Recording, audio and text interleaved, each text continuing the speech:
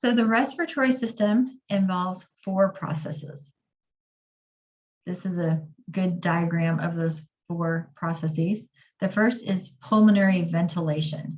And ventilation is going to consist of 2 phases: inspiration, moving air into the lungs, and expiration, moving air out of the lungs. And we'll go into both of those in much greater detail next week. Then we have external respiration, which is the exchange of gases at the level of the lungs. Oxygen goes into the blood, carbon dioxide goes from the blood to the lungs. Third process, transport of respiratory gases. Oxygen is transported to, CO2 is from the tissues to the lungs.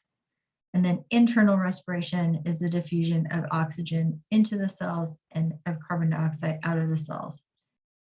So very basic overview. We'll go into all of these in much greater depth next week. The respiratory system starts off with the anatomy and then kind of goes towards gas exchange and things like that. So I'm just going to introduce you to the upper respiratory tract. Save the lower respiratory tract for next week, as well as gas exchange. The upper respiratory tract has 3 functions. It is to warm, humidify, and filter air. It is made up of the nose and nasal cavity, the paranasal sinuses, which aren't shown, as well as the pharynx. The functions of the nose are to moisten and warm air, filter in clean, inspired air, serve as a resonating chamber for speech, and houses olfactory receptors. And we'll talk about kind of this a little bit more in depth. In the nasal cavity, we have hairs, and those hairs are going to filter particles from the air. These hairs are going to, this is kind of like the first filter that's of air coming in. And then there are 2 sets of mucous membranes. There is olfactory mucosa and respiratory mucosa. The majority is respiratory mucosa, but this small amount of olfactory mucosa is going to dissolve smells into the mucosa, and then the nervelets of the olfactory nerve comes in through the cribriform plate, if you remember this, through that ethmoid bone, and they hang down into that nasal cavity and sample what's going on in the olfactory mucosa. I don't think you have to know the bones that are constructing each of these cavities. If there's a particular bony structure, I will identify it. But in general, like if you read your book, it's going to talk about how it's made up of the frontal bone and the nasal bone, and the roof is made up of the ethmoid and the sphenoid. That was more 1147. You're like, yay, done with that. So you definitely need to know those functions. You need to know the purpose of having an olfactory mucosa versus a respiratory mucosa.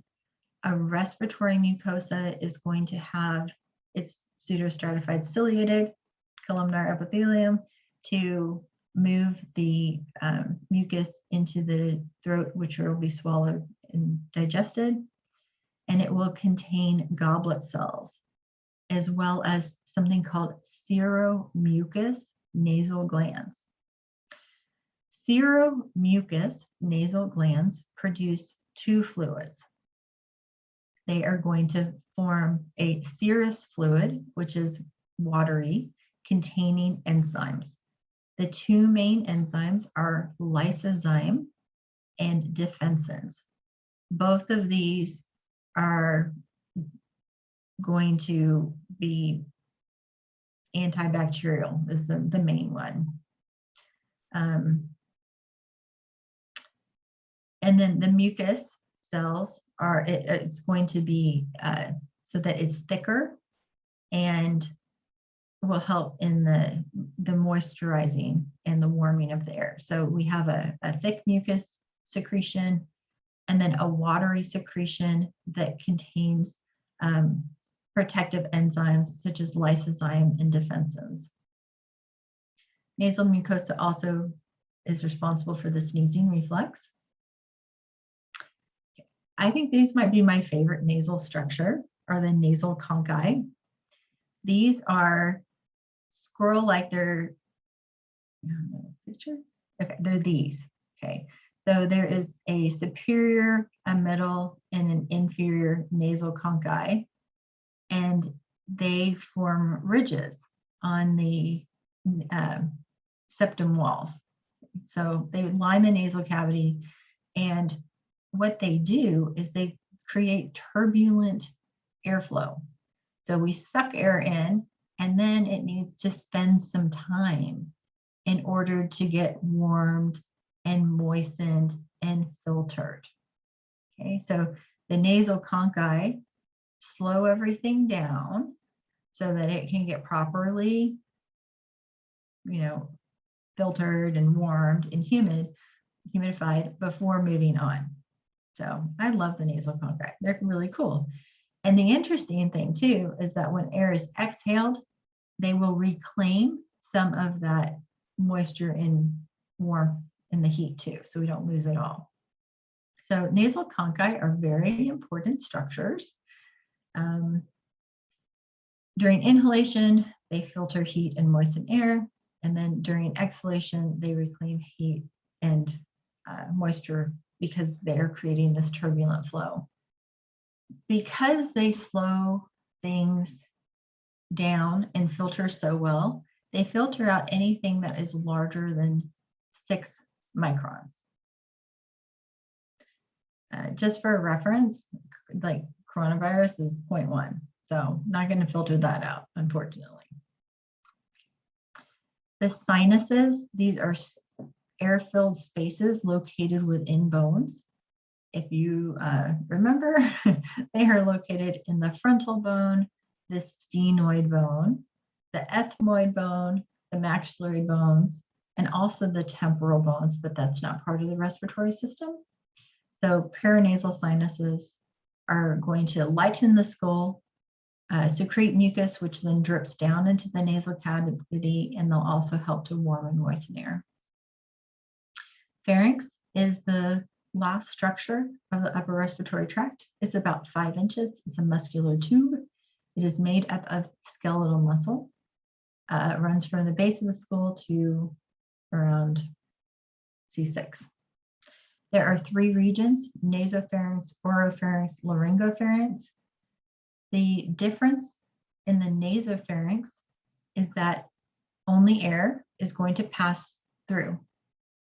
So the nasopharynx is the upper segment. So this upper segment.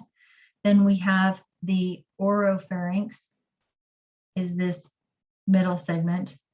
And then the laryngopharynx is down here by the larynx. The nasopharynx should be only for air. And then during swallowing, the uvula moves up and blocks it off. But if people start to laugh, this becomes leaky, and that's why, like with little kids, like milk will go out their nose because this didn't seal correctly. But normally, the nasopharynx should be just for air. The oropharynx is going to be a common passageway between food and air, as is the laryngopharynx. And laryngopharynx continues on with the esophagus. Okay. The pharyngotympanic tubes, your auditory tubes, they also come in at the nasopharynx. The nasopharynx, because it's only for air, has pseudostratified ciliated columnar epithelium because it still needs to move mucus down to the oropharynx. The oropharynx, we're going to switch over to a stratified squamous epithelium because it is more protective, and it is the passageway for food and air. The laryngopharynx is also a passageway for food and air. It's continuous with the esophagus, and it is going to have stratified squamous epithelium. So this one, naso, is more like the nasal cavity with pseudostratified ciliated columnar epithelium, whereas the oro and laryngopharynx are going to have stratified squamous epithelium to be more protective as they move down towards the esophagus. And that is where we stop, and we'll pick up next week at the level of the larynx.